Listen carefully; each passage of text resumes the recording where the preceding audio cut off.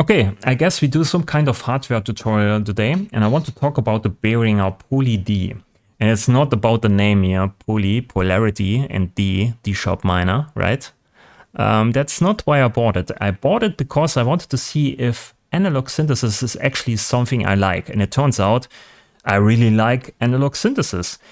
And after I bought this, because it was very cheap, it was my entry-level synthesizer, I bought, you can see this here on the right side, all the Moog synthesizers, the DFAM and the M32 and the subharmonicon. So this one actually brought me into analog synthesis, and what I like most about it, about analog synthesis in general, is that, of course, the sound, it sounds pretty raw. Everything is detuned all the time. There are no displays on it. There are no menus you have to dive in. There are no driver updates, no presets, nothing really. It's pretty raw. And also this synthesizer here is modeled after the Mini Moog. And this one costs around $500 and the Mini Moog costs around 5K. So this thing here is 10 times cheaper. And I thought, well, let's give it a go and see if it's actually something right up my alley. And it is. Okay. So I don't use this all the time, but when I fiddle around at home and play some nice ambient songs, or maybe some, I want to make some sound design and need some raw sounds, this is here where I use this. And I use this in a way where I just play around on the keyboard here. And then I sample it into the computer and put it into the sampler or maybe on an audio track. It's not like I want to sequence this, right? And I fiddle around with MIDI. I don't like this at all. I just play around with this, create some sounds, sample these sounds, and then I use it in Bitwig in the sampler or in the audio tracks. So pretty straightforward, pretty easy. So yeah, let's talk about how I use this sometimes. So first, you have to know, if you never used an analog synthesizer or an old analog synthesizer, this thing is out of tune all the time. So if you switch it on in the morning, it has a different tuning than 2 hours later or the evening before. It's always constantly out of tune, and it also constantly changes in pitch for some reason. So the longer you use it, the more out of tune you get. And also some of these octaves here are out of tune. So in the back of the synthesizer is actually some kind of small panel where you can change different tunings for different octaves. Okay. So you don't have to do this all the time, but most of the times you have to use this main global tuning knob all the time just to make it fit the key, if you want to make it fit the key. So at the moment here, I have only one oscillator enabled, the first one here, and I want to give you a quick rundown. I don't want to make a tutorial about this. I guess most of you already know how a subtractive synthesizer works. We have here an LFO to modulate things, right? You have a mod wheel to change the modulation amount. We have an LFO here also. We can switch here the mod sources, so you can mix and match with noise and LFO and, you know, oscillator 4 as in source and so on. We can switch here from monophonic to uni to polyphonic. So this is interesting, and normally you can just play one note at a time. And if you switch this here to polyphonic, if you play this, you can see only one oscillator is active. When I play multiple notes like this and this, you can see the second note uses the second oscillator. If I play another key and hold down 3 keys, we use then 3 oscillators. So you use for every key you press another or a new oscillator. So that's kind of interesting, but most of the time I use it here in monophonic mode. So then we have here, like I said, global tuning. We have 4 oscillators here, 3 you can tune, and the first one is reacting to the global tune, and all the other oscillators are also detuned with the global detuning knob, right? So that's important to know. Then we have here a mixer section. We can change the volume of each of these oscillators. We can also switch them on or off. We have an external signal here we can use, so an external audio source maybe. Then we have here noise. We can turn up the noise. Turn up the noise. We have white noise. We have pink noise. Then we have here on top a filter. That's like cutoff frequency, Q, and modulation amount. And you can switch the filter from low pass to high pass, Jennifer Lopez, high pass. And then we have here an envelope for the filter. And we have an envelope, attack, decay, and sustain for the amplitude. We have here down some sequencer stuff, also an arpeggiator. And we have then here at the end FX, distortion, and chorus. And then phone volume and normal volume and power switch. So that's it. It's pretty basic actually. There's nothing much to it. And the biggest problem of the synthesizer is probably that you can't get a lot of variety out of your sounds. It's always sound, you know, it's in the same area, same ballpark. So bass sounds, lead sounds, that's basically it. So if you want to create some percussions, it's probably possible, but the envelopes here are not that fast, right? Okay. So I want to give you here a quick idea how I work with this. So let's start here with the first oscillator. And there are some switches here where you can change the octave, right? And there's a very low one here. It's pretty... Yeah, it's pretty low. It's actually LFO-like. And the first thing you have to do in the morning or every time is actually to check the tuning. So we use here an M tuner by Melda. Let's play a C here. You can see it's a bit off. So we use here the tuning knob.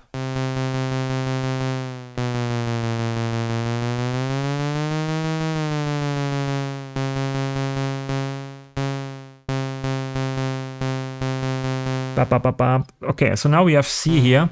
It's correct. You can also play now all the other keys. But you can see the lower we go, right? This one is a bit more off. It's maybe the tuner, but most of the times across the keyboard here, you get different tunings, different, you know, different tunings. So it's out of tune most of the time in different areas. So you have to know this. If you never used an analog synthesizer, this is like completely normal. But I really like it. Actually, it makes a great sound. That's why you buy this type of stuff, right?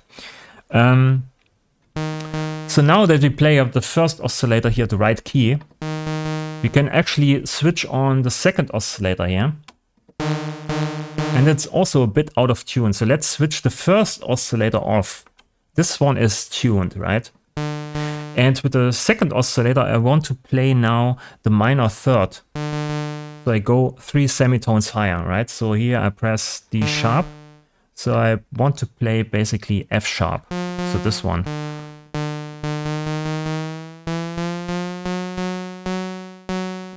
Okay, so now when we press D sharp, we get F sharp. So we play basically the minor third. When we switch the first oscillator on, we have some kind of chord already. And then we do the same thing here with the third oscillator and go for the fifth, which is A sharp in this case.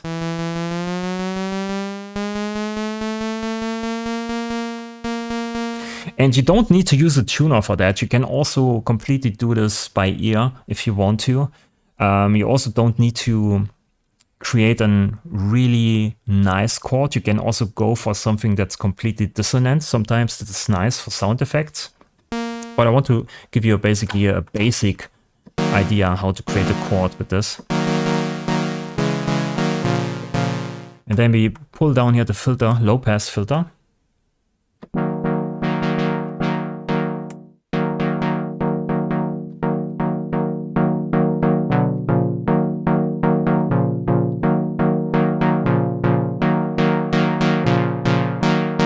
So you can create nice housey or dubby chords with this.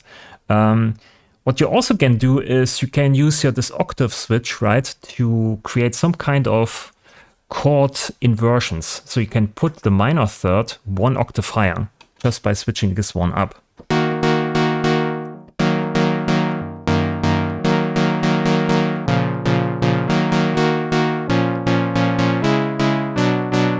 Okay, so you can play on the go as you play it. You can switch around these octave switches and create nice little different chord sounds with this.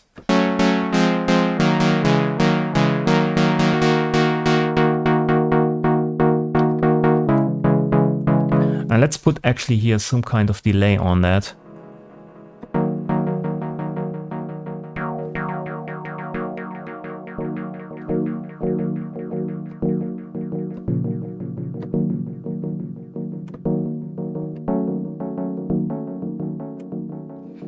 Maybe a bit of reverb.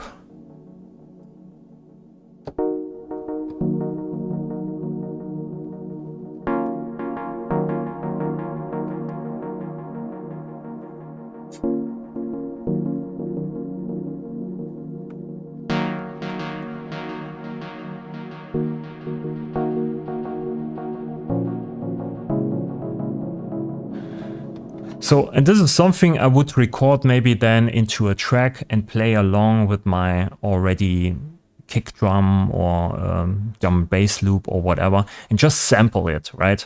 And then you get a nice analog sound. You have an analog filter in here, so you get a lot of grit and vibe for free, basically. So yeah, let's turn out here the reverb a bit down and the delay back. We have also your chorus. We have two different chorus versions, 1 and 2. Or you can mix 1 and 2 if you want to. Actually, you can't see it. These two knobs here, right?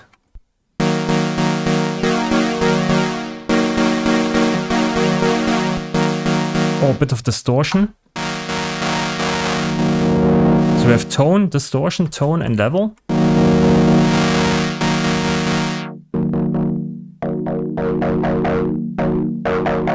So that's something you can do.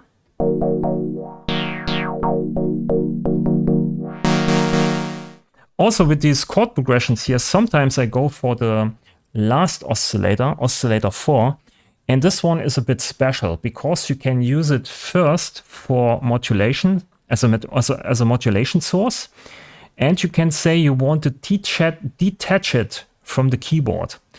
So let's switch this on here and only listen to the last oscillator here. So this one is also detuned, so we have to tune it. So I want to go here maybe for also for the fifth, right? So I put the 7 semitones up. So I go for A sharp.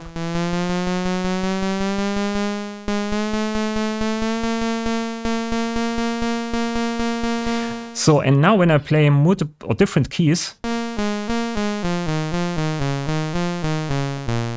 right, it changes key.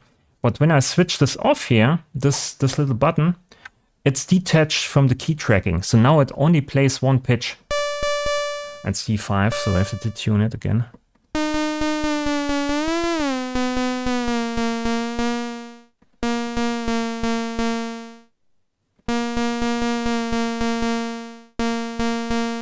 It's very sensitive. Okay, so now that we have this key, yeah, we can change. You can see when we play on the keyboard different keys, it never changes actually the frequency. It stays on this note, on this A sharp note. But then all the other change. So you can switch this on here, or the other oscillators on. Which gives you also some kind of interesting chord, and you can create some interesting chord progressions.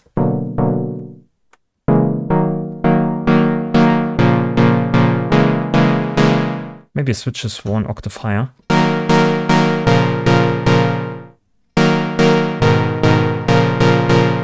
Right.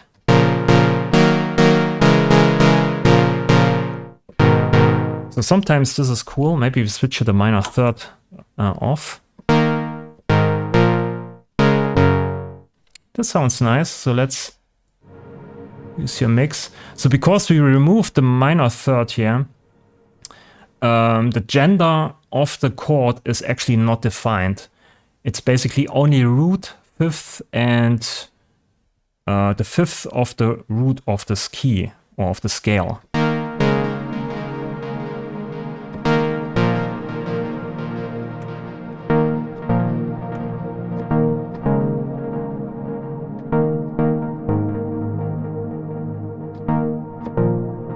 Let's make this longer. Maybe not so much reverb.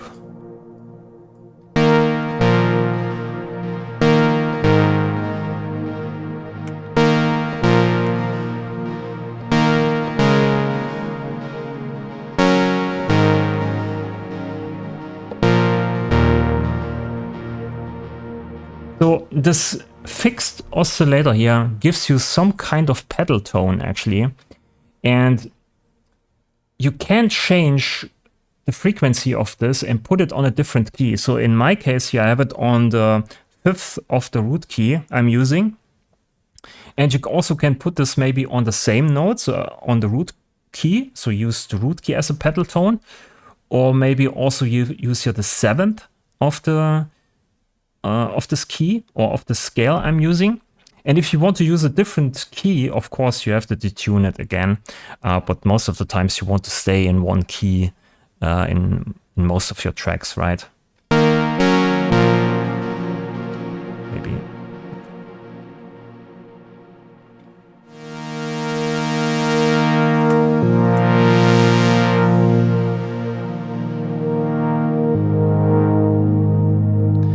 And maybe use the first oscillator and put it one octave lower, so it's more like a bass.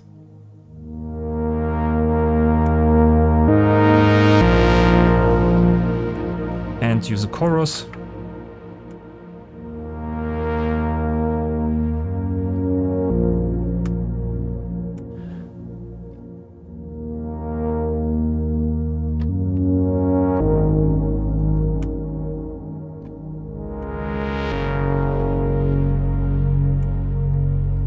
So this is how I can do it. We can also, this is how we do it.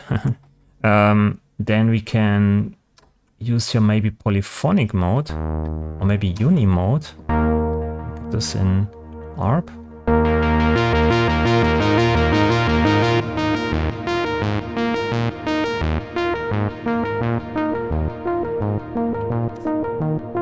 So now we press basically here 3 keys.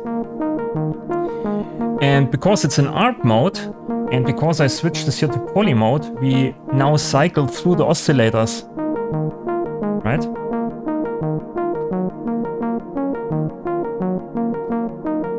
And then I use here the button called hold, and then it holds all these 3 keys for my, instead of, you know, pressing this all the time, you just switch on hold and then it holds this key. And then you can play around.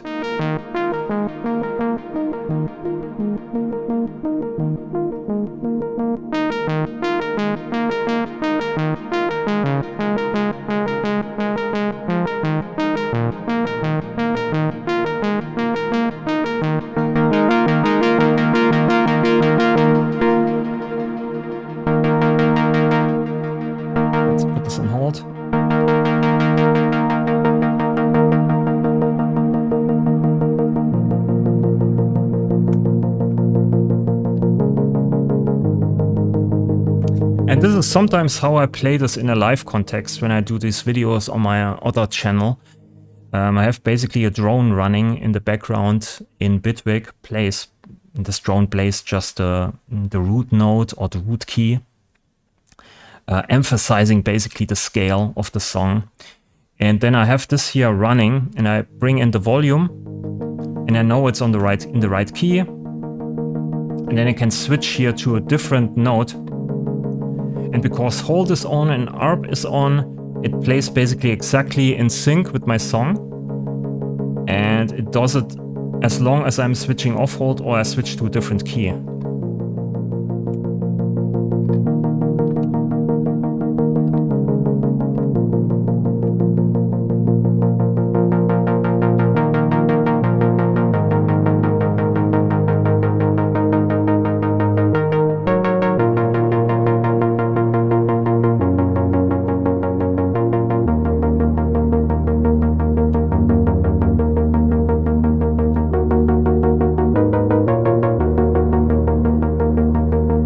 So the third here, the minor third, is not really helpful.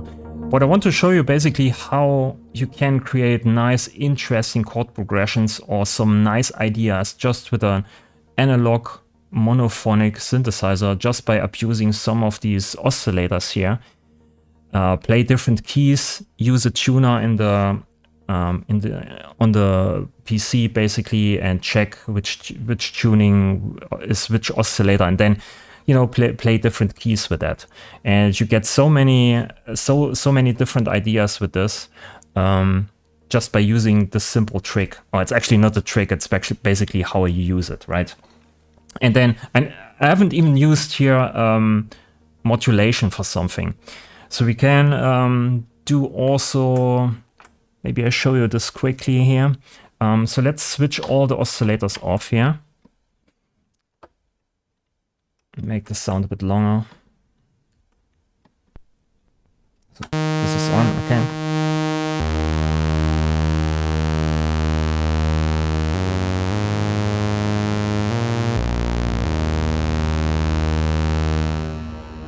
Okay, so we can use oscillator 4 as an oscillator source.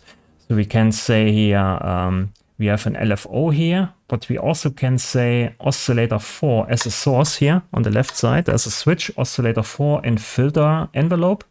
So we use oscillator 4. And then we have a knob here for the modulation mix. So we can mix between noise and LFO and oscillator 4 and filter envelope. So we can mix between this knob and this knob. So we put this on this side, right? We want to use oscillator 4 here. And then we can use here filter modulation on the filter, okay? And now this cutoff frequency here is modulated by oscillator 4.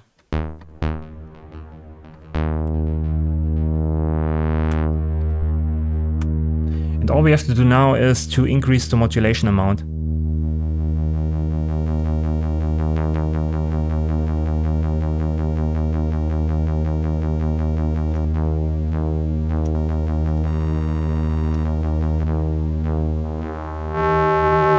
When I increase here the resonance, you can hear it better.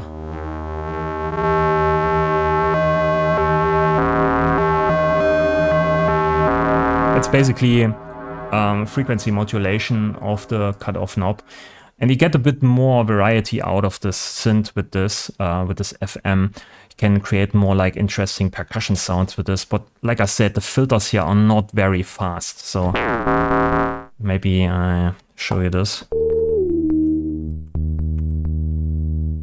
So pull everything down. Attack is super short.